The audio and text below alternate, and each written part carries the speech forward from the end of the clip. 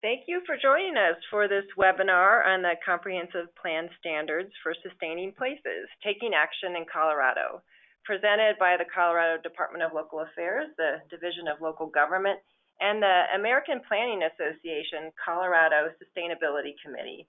My name is Ann Miller, and I work for the Department of Local Affairs, and I'm also an active member of the Sustainability Committee here in Colorado, as well as involved with the National APA Division on Sustainable Communities.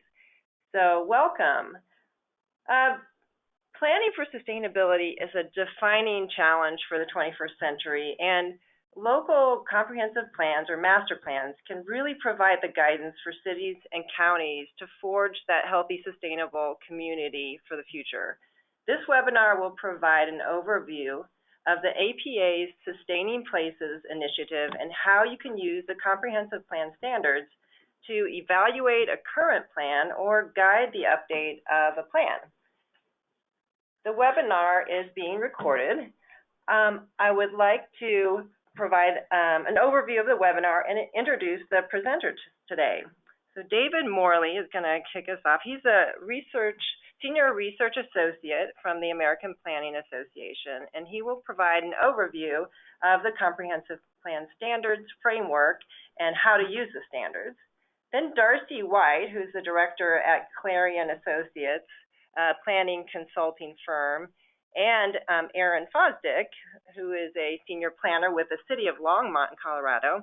They'll both be providing highlights from Envision Longmont, the City of Longmont's comprehensive plan that was recently recognized by APA as part of the Comprehensive Plan Standards for Sustaining Places pilot recognition program. So congratulations, City of Longmont.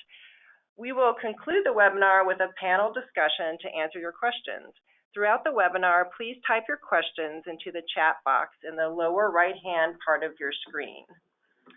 I'll also point out that there are 3 handouts associated with this webinar, and right above the chat function, you'll see the handouts, and there you can click on those and download those. A PowerPoint, a summary of Envision Longmont's executive summary, and then the PAS report on the comp plan standards. So without further ado, I will turn it over to David Morley from APA to get us started. Thank you, Ann. So for our time together this afternoon, I did want to give a brief overview of the comprehensive plan standards and also talk a little bit about how I think communities might be interested in using those standards in their work currently. So APA's Sustaining Places initiative dates back to 2010 when former APA President Bruce Knight announced APA's commitment to define the role of planning and addressing sustainability at the World Urban Forum, which was held in Rio de Janeiro that year. So the Sustaining Places initiative looks at how places can be sustained and how places themselves sustain life and civilizations. More specifically, the initiative is focused on the role of the local comprehensive plan in helping human settlements become more sustainable. First, through a task force that helped develop overall guidance, and then through a subsequent working group that developed more specific standards for comp plans. There's a timeline on the screen here that hits on some of the major developments over the life of the initiative so far. So in 2013, APA selected 10 pilot communities in various stages of developing their comprehensive plans to help refine and finalize the standards, as well as to evaluate a proposed designation program that would be recognizing exemplary plans. So communities shared the results of their work at the 2014 National Planning Conference in Atlanta. And then in May 2016, APA launched the Comprehensive Plan Standards for Sustaining Places Recognition Program Pilot. That's a mouthful. This was a voluntary program for recognizing communities that are integrating a holistic approach to making progress towards sustainability in their comprehensive plans. The framework itself, the Comprehensive Plan Standards Framework, consists of three major components: principles, processes, and attributes, each with a set of associated practices. The components are intended to cover all aspects of comprehensive planning practice. So even though the origin of this initiative was rooted in a conversation about how local planning can play a larger role in the conversation about sustainability, it soon became clear to everyone involved that good planning is inherently about sustainability, and therefore the standards themselves are naturally supposed to encompass all aspects of local comprehensive planning with the understanding that that would subsume sustainability. The principles express normative outcomes that underlie a plan's overall strategy, including its goals, objectives, policies, maps, and other content. The processes express normative outcomes that relate to activities that take place during the preparation of a comprehensive plan. And the attributes express normative outcomes that shape the content and characteristics of comprehensive plans.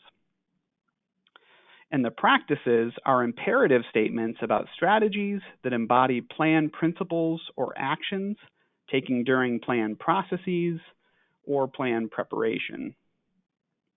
Now, collectively, these all demonstrate how the plan reflects progress toward the normative outcomes of the principles, processes, and attributes. Now, let's take a closer look at each component in turn here. The standards include 6 principles to inform plan recommendations. I'm going to briefly walk through the practices associated with each. The first principle, livable built environment, advances the comprehensive plan as a tool for an integrated and systems-based approach to creating a livable built environment. Now, the associated practices cover various aspects of the built environment, from land use and transportation to energy and infrastructure. The second principle, harmony with nature, recognizes the role of the comprehensive plan in sustaining the health of the natural environment and mitigating impacts of development on natural resources. And its associated practices deal with preserving and reducing impacts on natural resources, integrating the natural and built environments through green infrastructure, and addressing climate change. The third principle, resilient economy, emphasizes the importance of comprehensive planning to fostering a local economy that can take advantage of local assets and adapt to changing economic conditions. So the associated practices here include some bread and butter economic development themes like you see in 3.1 and 3.2, but also some that are not addressed by conventional economic development practices, including promoting green businesses and planning for post-disaster economic recovery. Principle 4, interwoven equity, calls for weaving equity into the comprehensive plan by considering who benefits from policies, priorities, and expenditures. The associated practices here call for taking the needs of the poor and underserved populations into consideration across a range of planning topics, from housing to health, from safety to disaster planning.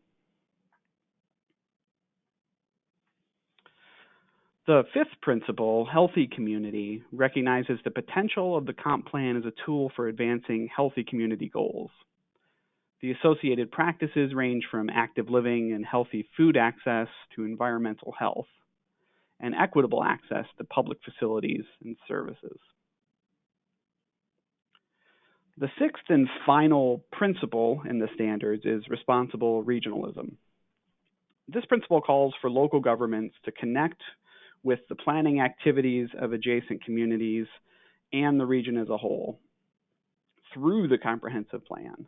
So it's connecting the dots, reducing the tension with interlocal competition and transforming it into interlocal cooperation and regional cooperation.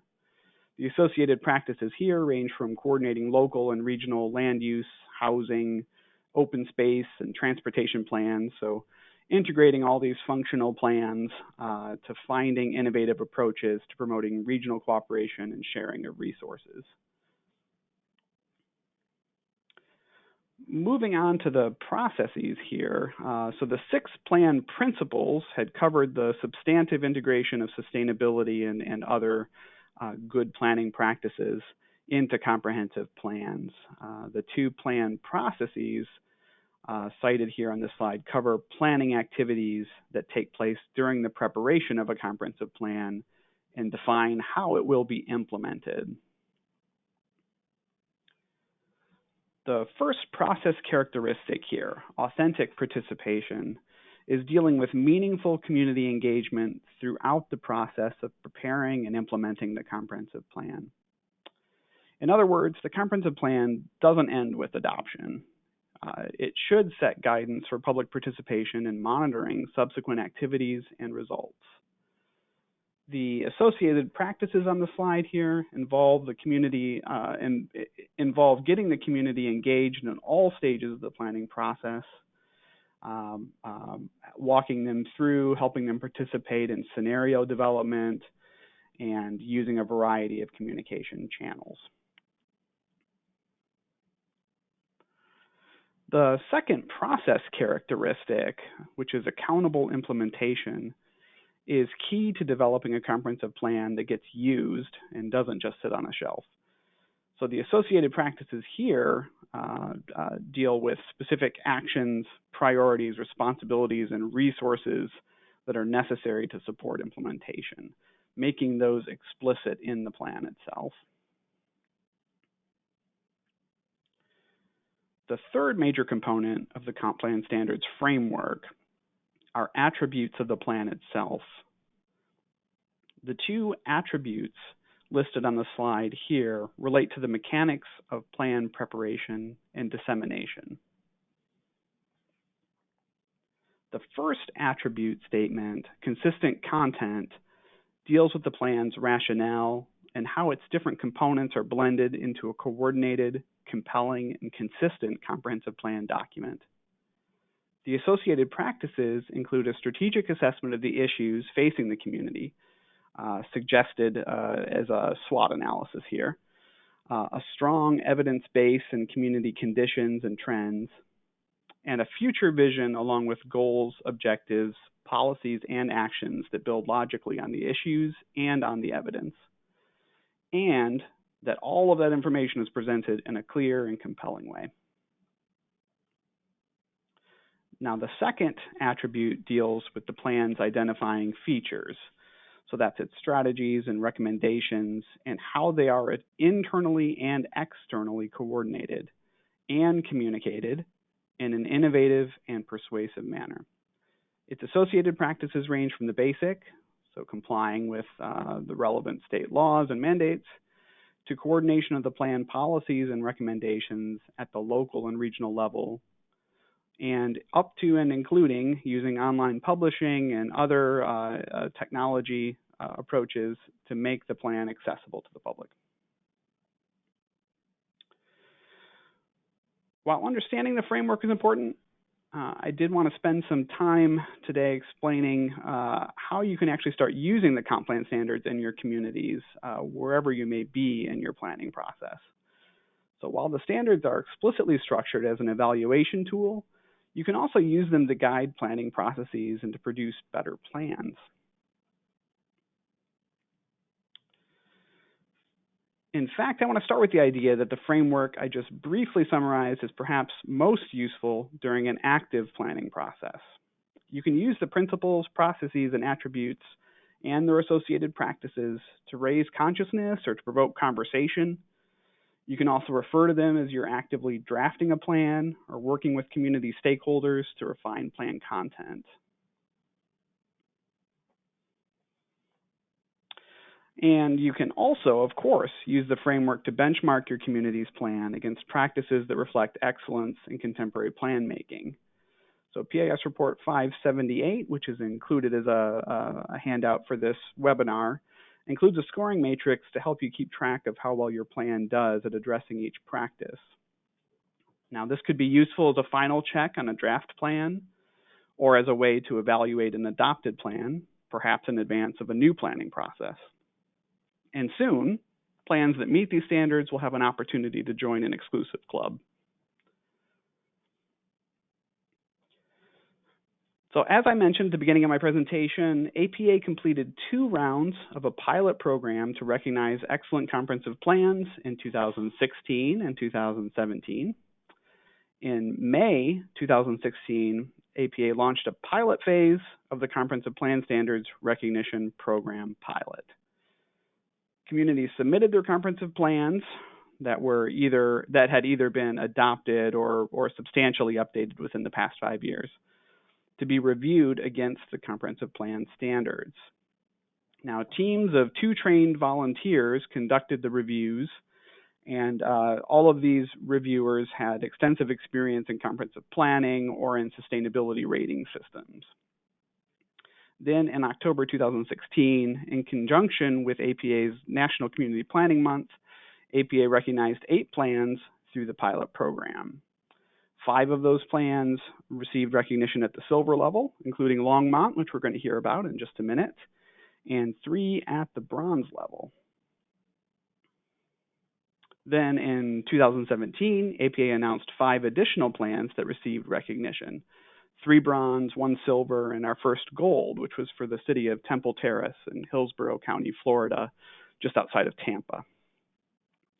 APA acknowledged all of these plans at the 2017 National Planning Conference in New York City. During the pilot phase of the recognition program, we received a lot of good feedback from applicants and from reviewers. And over the next several months, APA staff is going to work in coordination with APA members to refine not only the Comprehensive Plan Standards framework, but also the processes for applying for recognition and scoring submitted plans. Our work on this is just starting to ramp up, so stay tuned for future announcements from APA about how you can get involved. And one final note before I turn this over to Darcy. APA is working with the Health Impact Project to help planners use comprehensive plans to address health and equity-related issues in communities. And we currently have a request for proposals up on our website at the URL on your screen there. And the cutoff is June 18th. This is just a couple of days from now, but I've heard some rumors that might be extended by a few days. So please take a look and see if this is something that might be a good fit for your community. It's a terrific opportunity. And this same URL is where you can also get more information about the comp plan standards themselves and get some more background on the Sustaining Places initiative and see not only PAS Report 578, but you can also find a link to an earlier PAS report that talks more about this initiative. So with that, I'm going to hand this over to Darcy. Great. Thank you, David. So we wanted to shift gears and talk a little bit about our case study today. So I'm going to set the stage a little bit and talk about the process, kind of led to the ultimate adoption of Envision Longmont. And Erin's going to jump in and talk a little bit more about some of the specifics of the components of the plan, how those relate to the standards, as well as how the city has progressed in terms of implementation since the plan was adopted in 2016. So one of the things I think that's notable in terms of the Longmont process is that the city took a fair bit of time thinking about how to scope the project, what components they really wanted to focus on, and they actually went through a 2-step solicitation process leading into that. So they started out in 2014 and spent about 9 months, and Erin can confirm, I think probably a little longer behind the scenes. They put together a request for information from the consultant teams for some initial ideas. And so there was some early discussion about the types of things that they wanted to see in the plan that really led into the ultimate process, which kicked off in 2015. So they had some good guidance in terms of what they were looking for and had done a lot of thinking about the types of components that they wanted in their plan. So you can see on the slide there a snapshot of their 2003 three comprehensive plan topics, kind of the chapters, and you can see it's a much more element-based approach. The plan at that time did have some things that the Sustaining Places standards do highlight. For example, they had been tracking metrics in the plan for the prior 10 years and doing many of the things that are highlighted in the Sustaining Places initiative. But I think what they had learned over that 10 years is kind of where some of those gaps were that they wanted to focus and how they could build on that prior work that had been done. So going into the process, there was a strong emphasis on making sure that the plan really emphasized sustainability and resilience. And so that was a key part of the conversation early on. There was also a strong emphasis on the integration of the multimodal transportation component. So there had been some prior work done on the transportation end of things, but the idea of having the process fully integrated with the comprehensive plan conversation, as well as with the plan that came out of this conversation being fully integrated, was something we were talking about early on. And so this is actually a case where we had Erin served as the comprehensive plan project manager, and Phil Greenwald served as the project manager for the multimodal transportation plan. So we had a lot of coordination throughout the process, which really helped kind of set the stage for that discussion. So shifting gears into how we integrated the standards into the conversation, I think one of the big opportunities we had as part of the Envision Longmont process was the ability to do some early chartering in terms of the plan process with the City Council. And we were fortunate in terms of the timing that they had a full-day City Council retreat scheduled early during the plan process, and we were able to integrate. I think we spent 3 or 4 hours in that retreat, kind of focusing on the comprehensive plan. And so one of the things we did as part of that session is kind of set the stage with some background information for the council. And so my colleague, Ben Herman, was involved in the early discussions with the Sustaining Places initiative. And so this had been on our radar screen. We'd really been looking for ways to integrate these ideas into our planning work. He gave us some background and the council on what was happening, what were kind of core components of the Sustaining Places initiative, what were some of the more progressive plans across the country really doing. And so we had a good conversation with the City Council. We were able to really engage them on some of the different spins on a comprehensive plan in terms of areas of emphasis that really weren't addressed in their 2003 plan. So health and equity was one of those. I think the shift towards a more focus on resilience was another. That was something that was very much top of mind for them, having been through the 2013 floods and had a significant impact from that. So it was a very robust conversation that we had, and that was really a way for us to kind of guide the next steps in the planning process. And so that was a very productive part of our process in terms of helping us frame that up. So getting into the actual plan preparation, I would say we use the comprehensive plan standards really as more of kind of a best practices checklist. We didn't do the formal evaluation of the plan. City staff had really done a lot of evaluation on their end, kind of leading up to it, as I mentioned. And so we were able to refer back to that and kind of build on the conversations that we'd had with City Council and the community to that point. So the other thing that's notable, I think, in Longmont's instance, is that they had a number of other initiatives that were either underway or planning to get underway that really helped support the comprehensive plan standards and really link into the work of the comprehensive plan. So, for example, they initiated a sustainability plan sort of towards the end of the comprehensive plan process. So we were able to coordinate with them in terms of, what's the appropriate level of detail on different topics in each plan. How are we going to kind of coordinate those things?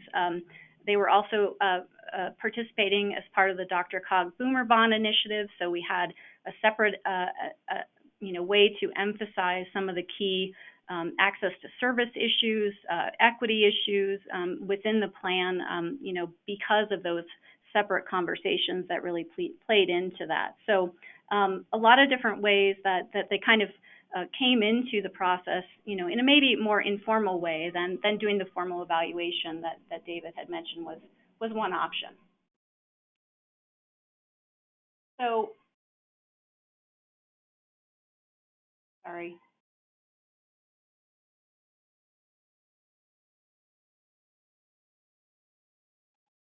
Apologies, I think I got the, how did I get?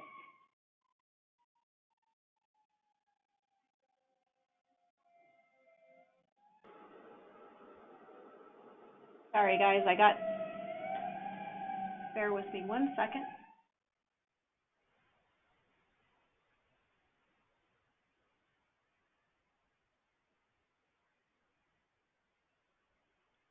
So, in terms of, Logan, are you, okay. What slide are you looking for? Right there, sorry. So I'm actually going to, I'll let Logan drive from here, and I'm going to turn it over to Aaron in terms of talking about some of the specifics of the process. Great, thanks, Darcy. I think you did a really good job setting the stage and talking about some of what we did in the early stages of our planning process. So I'm going to shift gears a little bit and spend the next few minutes diving a little bit deeper into the Envision Longmont Multimodal and Comprehensive Plan, which, as Darcy mentioned, was adopted in June of 2016. So we're really excited to be part of this presentation and really excited that this plan was, one of the 10 original plans recognized as part of the pilot program in October 2016. And as David mentioned, we were awarded a silver level designation. So I'm just going to provide a few highlights about the Envision Longmont plan and then talk a little bit about how the standards apply here. For those of you who may not be familiar with Longmont, I'm going to just set the stage a little bit and provide some general information on the city and our process, building on what Darcy mentioned. So we're located at the center of the Northern Front Range. We're about 35 miles north of Denver, 15 miles northeast of Boulder. And we have about 95,000 people in our city. We're growing pretty steadily and capturing a fair share of the growth that's happening in Boulder County. And we expect this growth to continue over the next several decades. We're an attractive community for families, so the largest share of our population is under 19 or between the ages of 35 and 54, but we are also aging, like many of your communities probably are. At the time of our update, we shared with the community that we expect our 65 plus population to double by 2025, so which is actually fast approaching, surprisingly. And then finally, over a quarter of our population identifies as being Hispanic or Latino, and that's also something that's increasing in Longmont. So as Darcy mentioned, we started our plan update really in 2014, but we started partnering with the consultant team in 2015. At the time, we knew this was going to be a pretty large project for Longmont. And as Darcy mentioned, we also knew we wanted to take a more integrated approach than we had in the past. So for this update, we made the conscious decision that we were going to integrate what at the time was the Longmont Area Comprehensive Plan and the Multimodal Transportation Plan. Both of these plans hadn't been updated in full for over a decade. So obviously a lot of changes had occurred. We also looked at a number of other planning efforts and studies as part of this integrated approach, weaving in high-level guidance from plans such as our Advanced Longmont Economic Development Strategy, our Parks, Recreation, and Trails Plan, among other plans. Oh, I've lost control here. Hang on just a sec. Okay, there we go. Sorry about that. Since it had been about 12 years since our last major comp plan update, a lot had changed in our community, and so there were several factors that we knew were going to influence our planning process. Like most comprehensive plans, we knew that this plan would help us determine how and where we should grow. Longmont had become a more mature community over the past several years, and there were fewer large greenfield sites available for development within our planning area. But the decision was really made by the community early on not to expand our planning area, but rather to focus on infill and redevelopment. And so this was pretty important as we evaluated our plan against many of the principles contained in the standards when we went through that evaluation process. I also mentioned that Longmont's getting older and more diverse, and so we knew that we were going to need to address the needs of our changing population through this update. Another really important piece of this, and Darcy touched on this a little bit, was the notion that we wanted to make sure this plan addressed sustainability and resiliency for our community. This was a big focus of our effort, partially because, as Darcy mentioned, we were coming out of the 2013 floods, which, for those of you who were here in Colorado at that time, impacted Longmont pretty significantly. We were also looking at continued recovery from our economic downturn, as well as looking at social equity and support throughout the community. And then finally, like many comprehensive plans, looking at how we address and improve quality of life for existing and future residents. So those were kind of the big items that we looked at early on. The community helped us vet and prioritize these themes as we went through the process. And as you'll see shortly, the Envision Longmont plan scored relatively high in the process sections around authentic participation and accountable implementation, which David mentioned. Participation was really something that was at the center of all stages of our process. We used a variety of tools and techniques to get diverse participation from our community. So for example, we hosted Envision Longmont events like traditional community meetings. We also hosted a Envision Longmont telephone town hall in both English and Spanish, and had a lot of presence at community events throughout the process. We had a good online presence to kind of promote the process as well as to gather feedback. And we tried very deliberately to provide continuous, easily understandable information at all stages, which was something that the standards evaluated our process against. So overall, we estimate that we reached about 5,000 people in our community directly with our efforts, and kind of indirectly informed over 10,000 others. So this included obviously elected and appointed officials, youth, seniors, homebound residents, the Spanish-speaking community, as well as many other groups. The resulting plan document is organized into 4 sections, and you can see those on the screen here. The full plan is available on our website, longmontcolorado.gov, and we've also included a plan summary, as Ann mentioned, in your webinar materials, which provides a good overview. But at the heart of this plan is our community's vision, which is organized around 6 guiding principles, and these are aimed at making Longmont more sustainable and resilient over the decades to come. The policy framework lays out 6 guiding principles and provides goals, policies, and metrics for each of these principles, and you can see those in this circle graphic here. The growth framework section of the plan lays out the future land use plan, also includes our future transportation plan. During this effort, we also identified 4 geographic focus areas that the community has identified as being crucially important to accommodating a fair share of our future new growth, primarily through redevelopment. And then finally, the implementation strategies are put forth in an action plan that's contained in the plan. And I'll talk a little bit more about that here in just a second. As I mentioned early on, and as David and Darcy both mentioned, the Envision Longmont plan was given a silver level designation. Our total score was 83%.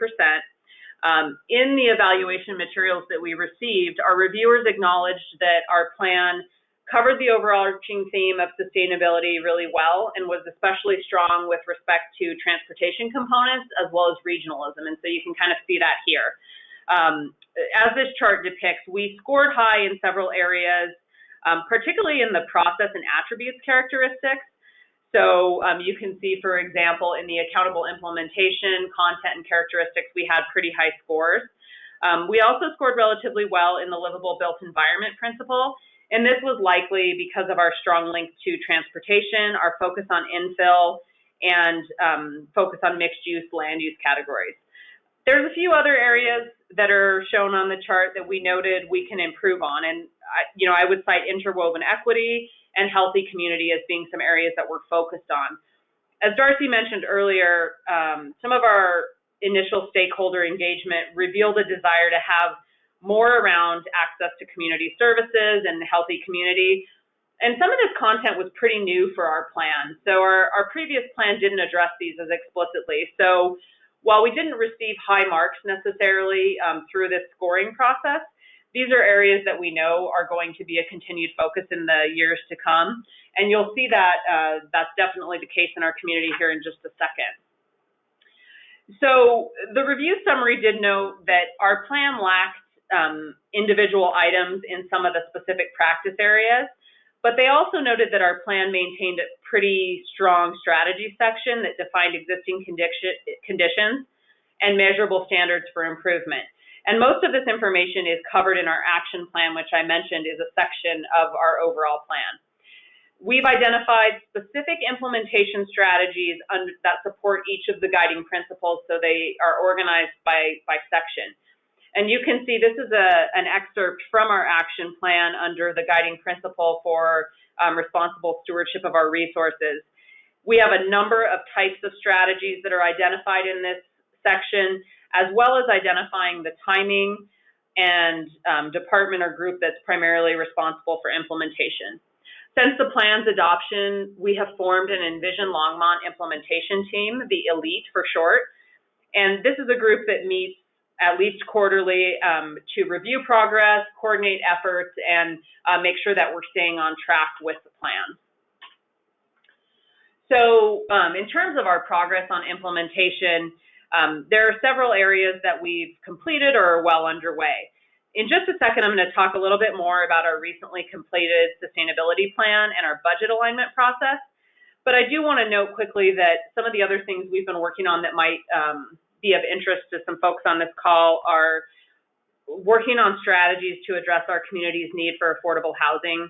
So for example, in 2017, we amended our code to allow affordable housing in more zoning districts as a by right use. We also created a number of development incentives like height and density bonuses and parking reductions for projects that are including affordable units.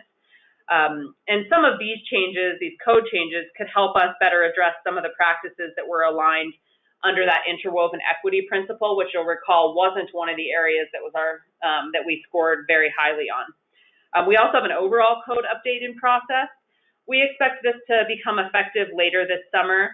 And with this project, we're really expanding the number of mixed-use zoning districts, allowing for additional secondary uses in more zones, and developing better and more reasonable standards for infill and redevelopment, among other things. And so this is going to help us address some of those specific principal areas in areas like the livable built environments, as well as some of the other sections. Moving along to our sustainability plan. This plan was completed in late 2016, as Darcy mentioned, and is really a great companion document to Envision Longmont.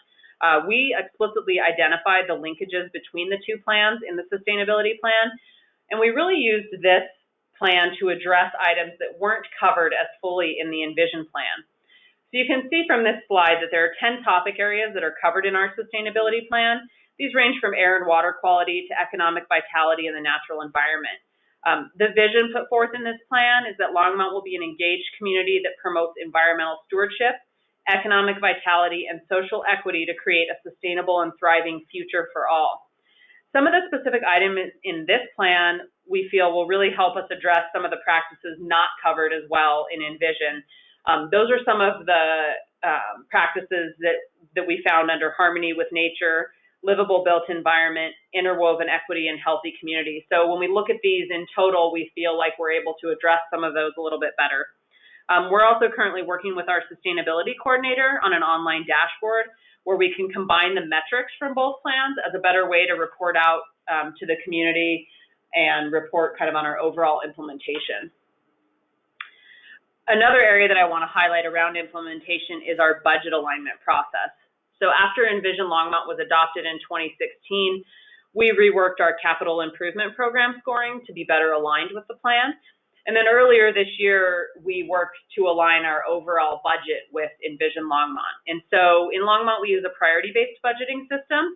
For those of you who aren't super familiar with this, there are several steps in that process. Just to give you a really high-level overview, initially, we identify the results of government and then define the outcomes for each of those results. In our case, we were able to align this process with Envision by using our guiding principles. Those are those 6 guiding principles, kind of in that circle that I showed initially.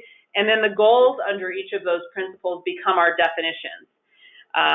We then go through a process to value each of these results, and that's something that we do with the community to basically help us place a relative value on each of the results as it states currently with the community. We use all of this information to score every city program. And so there are a number of items that are considered, such as how many results a program accomplishes, if the program's mandated, what's the potential for revenue generation, and how much of the community a specific program serves. The final result from this process is a prioritized list of services that can be used by city leadership and elected officials in making budget decisions. And now that the process is so closely aligned with Envision, our resource allocation and prioritization is much more closely tied to the plan. So this helps us keep implementation front and center with the community and city leadership. And I'll close my section with this slide here. As I mentioned previously, one of the steps in our process, in our budget process, is to ask the community to value the results of government, which again are the same as the Envision Longmont guiding principles. And so earlier this year we did that. We went out into the community, we used online surveys, and we used in-person chips in a bucket activity to ask people which results or guiding principles they'd like to see the city invest most resources in. You can see this chart here is kind of color-coded with each of the guiding principles. The top three in terms of responses were housing, services, amenities, and opportunities for all, followed by safe, healthy, and adaptable communities, and livable centers, corridors, and neighborhoods. Many of the people that we talked to cited items really that were identified under the principle of interwoven equity, such as affordable housing, helping at-risk populations, and providing access to services and amenities. So you might recall from just a second ago that these are the topic areas that came up in our initial chartering and some of the topic areas that are kind of newest to the plan. So some of these are addressed in the plan and are maybe further addressed in the sustainability plan, but we know we have some work to do, and that's kind of verified by our community that these continue to be top priorities. So, you know, during our next plan update or during subsequent targeted updates, it'll be interesting to assess our plan against the standards again to see how we've improved, what changes we've made, and if we're able to more holistically address some of these items with future updates. So with that, I'm going to turn it back over to Darcy to provide some conclusions from this case study. Great. Thank you very much, Erin. So just a couple thoughts in closing.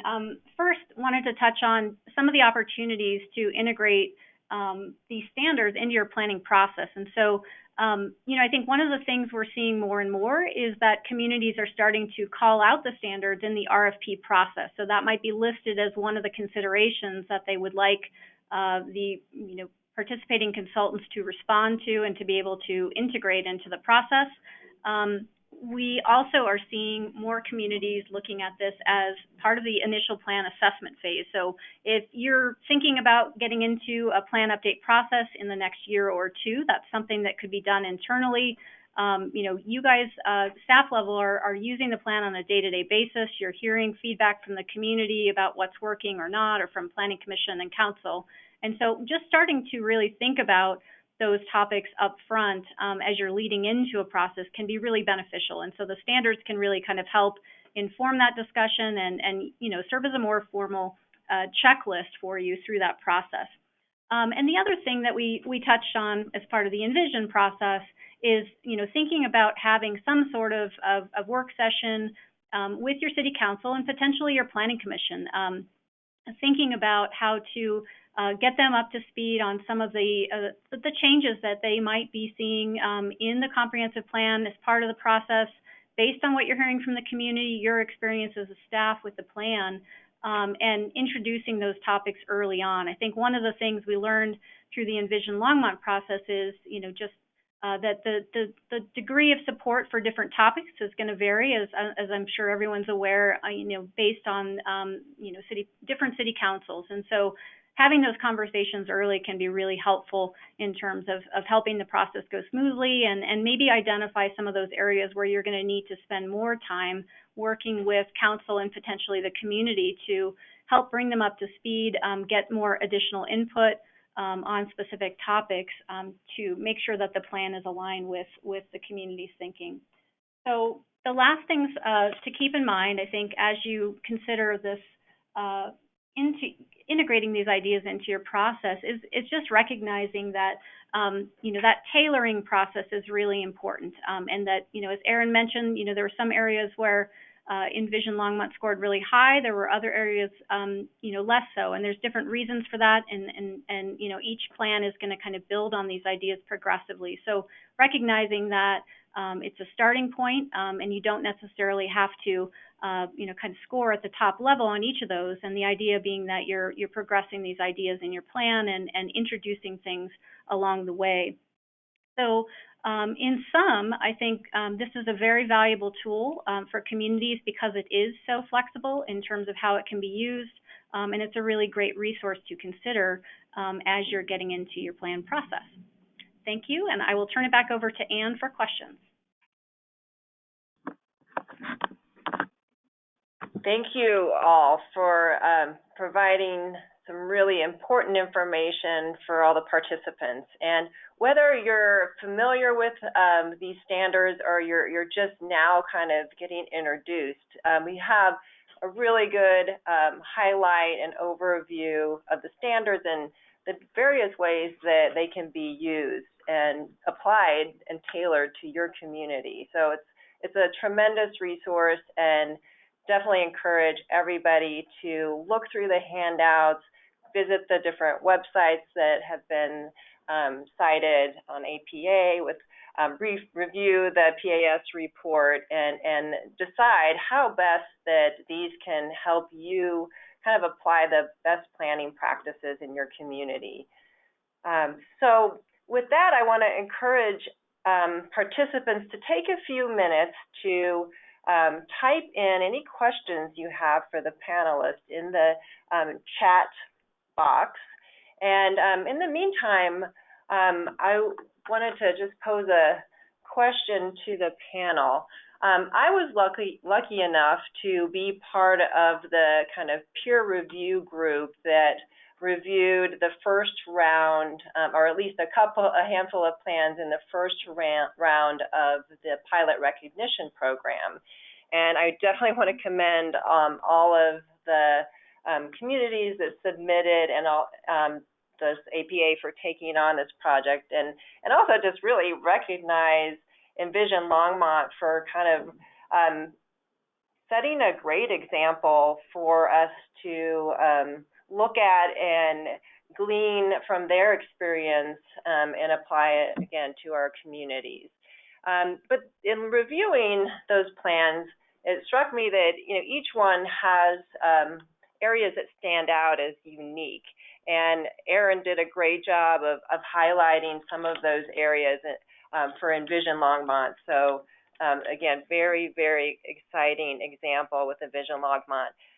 But one of the plans that I looked at was Plano, Texas. And what was interesting and unique about that one was that it was all online and included a lot of videos, and it was very interactive. So there's really some innovations out there and new approaches. And David, I was wondering if there's any other highlights that you might pull out from maybe some of the other communities that were recognized of the 13 plans in the 2 rounds of the pilot recognition program. Does anything else stand out to you that maybe you might want to highlight if folks want to go and look at some of those other examples? Well, I will echo your comments about Plano, that trend, or rather we hope it's a trend toward sharing comprehensive plans in more interactive formats and thinking about a wide range of ways to get the comprehensive plan information out there and in front of people. That we're definitely seeing some positive movement, and that was represented among several of the plans that were recognized during the pilot. Beyond that, I think it was noteworthy to me and impressive to me that it seems like most of the applicants during the pilot round had given very thoughtful consideration to the majority of the practices cited under the principles, processes, and attributes. And it was, I think, affirming to us collectively that the areas where the plans did not score as well were areas that we anticipated perhaps that comprehensive plans wouldn't score as well due to some challenges with coordinating regionally and also due to some challenges that we were really trying to push the envelope with the interwoven equity principle, and I think that it was affirming that we were pushing on some themes that really do need to play a bigger role in local comprehensive planning practice. But it was also encouraging to see how several of the plans that did receive recognition during the pilot were taking steps in that direction, that if you were to look at a comprehensive plan 20 years ago, you just wouldn't see them addressing some of these topics. Right. Good point. I also was impressed with Erin's description of the action plan and just connecting all of the different plans. I think that really I see that as a trend as well. And, in addition to that, having the group that's in charge of championing the plan and monitoring the implementation with quarterly meetings. So think about that for your community. So we do have a question that came in, and the question was about small communities. And are there any great examples of smaller communities that have applied these standards, or maybe were part of the pilot recognition program? So communities, the questions that they were focused on between 10 and 15,000 population. So David, of those 13 pilot communities, are you aware of any one of those that were on that smaller population range? None that were that small. I am trying to remember how large Monroe, Wisconsin is. That might be the smallest of the recognized plans in terms of population.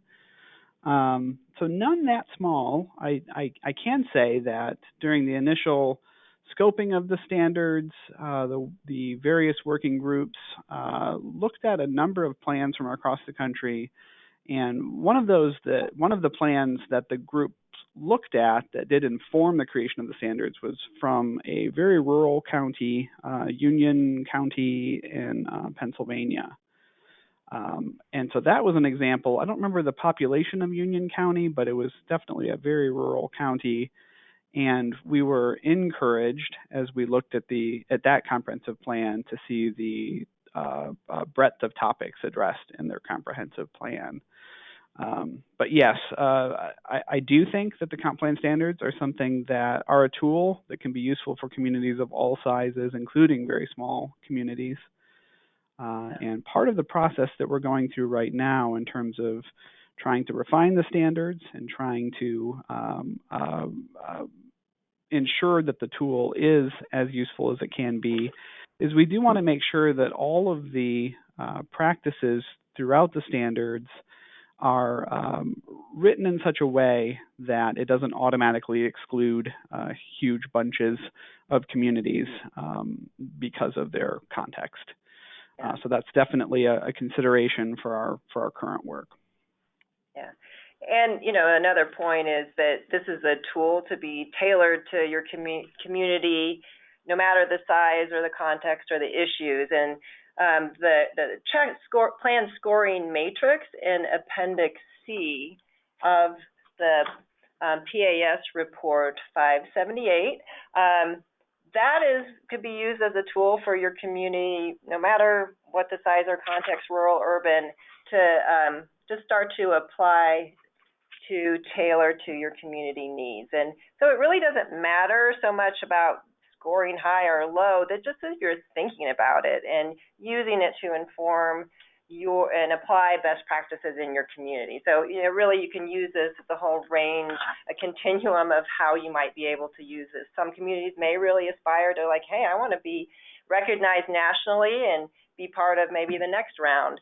Others may just want to use it informally to help them scope out their RFP if they're coming up with, a comp plan update and just really want to use it to kind of think about refining their scope and applying kind of some of these areas that they may not otherwise be thinking about. So good input on that. We do have another question about participation, and it's really looking at how do you make sure that you get input from everybody so that every voice in the community really matters, and maybe in particular some of those hard to reach folks and groups. So maybe, Erin, you might be able to talk from your experience about what successes you found in doing that.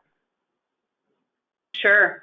As I mentioned, that was kind of one of the pieces that was front and center in our process. And, we were tasked early on, Darcy can attest to this, of, trying to reach everyone in Longmont, which is not practical or feasible. But what we found really great success with, obviously I mentioned we used a variety of tools and techniques, but more than that is really connecting with people in the community. And so we really used an approach of working with cultural brokers in our community that were already working with these hard to reach populations and already had relationships with hard to reach populations. One great example is it was challenging for us, for example, to try to reach folks that were homeless. We knew that it was an important population to reach and we wanted to hear from them, but it's challenging to talk about what visions and aspirations for 20 years in the future might be with someone who's really thinking about where their next meal or place to sleep might be. So instead of necessarily trying to reach that population directly, we worked with folks that were providing services to our homeless population. We also had cultural brokers that were working with our Spanish-speaking population that already were trusted voices in the community that had access to those populations, worked with them on a daily basis, and could provide information and introductions to those populations. So we found that to be effective with a lot of those harder to reach groups. The groups that I just mentioned, our youth folks. So we worked closely with our youth center, our senior center.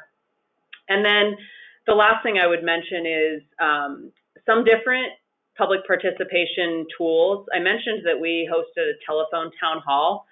That really allowed us to reach a pretty wide segment of Longmont that either wasn't interested or wasn't able to participate in other ways. So with that tool, we were able to call out to over 20,000 telephone numbers in Longmont, households or cell phones. And between Phil and I, we received a number of thank yous and a number of calls from people who called us and said, hey, I'm homebound, I don't drive at night. For whatever reason, I haven't been able to participate in some of your community meetings. So thank you for hosting this town hall and allowing my voice to be heard. So I think that there's a combination of ways that you can try to either use folks that are established in your community or use different innovative techniques to try to push that engagement to the next level.